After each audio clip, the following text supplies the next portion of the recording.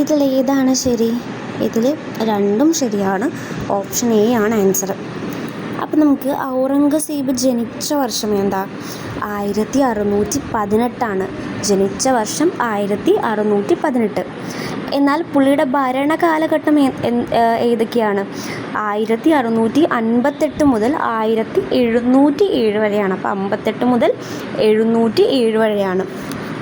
ഇനി ഔറംഗസീബ് സ്ഥാനാരോഹണ സമയത്ത് സ്വീകരിച്ച പേരെന്താ? ആലംഗീർ. ആലംഗീറിൻ്റെ അർത്ഥം എന്താ? ലോകം കീഴടക്കിയവനാണ്.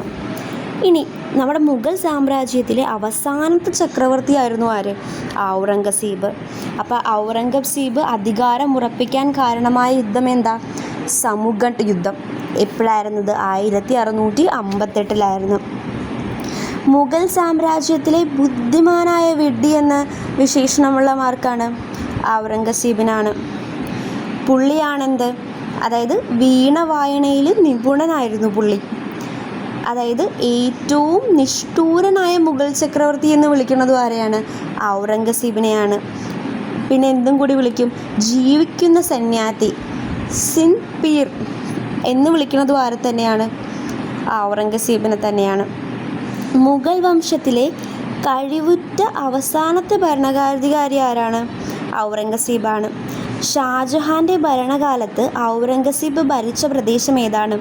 ഡെക്കാനാണ്. അങ്ങനെയാണെങ്കിൽ ഡെക്കാൻ നയം നടപ്പിലാക്കിയത് ആരാ? ഔറംഗസീബാണ്. ഇനി 1679 ജസിയ എന്ത് ചെയ്ത്? പുനഃസ്ഥാപിച്ചു. ജസിയ എന്ന് പറഞ്ഞാൽ നമുക്കറിയാം എന്ത്? അതായത് മുസ്ലിങ്ങളല്ലാത്ത മറ്റ് ജാതിക്കാർ കൊടുക്കേണ്ട ഇതാണ് എന്ത്? ജസിയ എന്ന് പറഞ്ഞ നികുതി. അത് പുനഃസ്ഥാപിച്ചത് ആരാണ്? ഔറംഗസീബാണ്. ഇനി ഔറംഗസീബിൻ്റെ ശവകുടീരം എവിടെയാണ്? ഗുൽദാബാദിലാണ്. എവിടെയാണ്? ഗുൽദാബാദിലാണ്. ഇനി ഈസ്റ്റ് ഇന്ത്യ കമ്പനിക്ക് ബംഗാളിൽ കച്ചവടത്തിന് അനുമതി നൽകിയ മുഗൾ ഭരണാധികാരി ആരാണ്? ഔറംഗസീബാണ്. ഇനി രാജവസതിയിൽ പുങ്കി, അതായത് നമ്മുടെ മകുടിയില്ലേ, മകുടി നിരോധിച്ചത് ആരാണ്? അതും ഔറംഗസീബാണ്. ഇനി ഔറംഗസീബിൻ്റെ മതനയങ്ങളൊന്ന് നോക്കാം.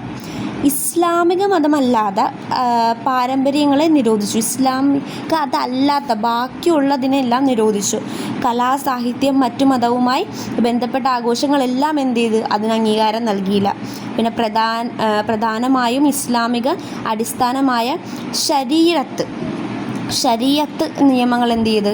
അത് നടപ്പിലാക്കാൻ ആഗ്രഹിച്ചു. ജസിയ പുനഃസ്ഥാപിച്ചു.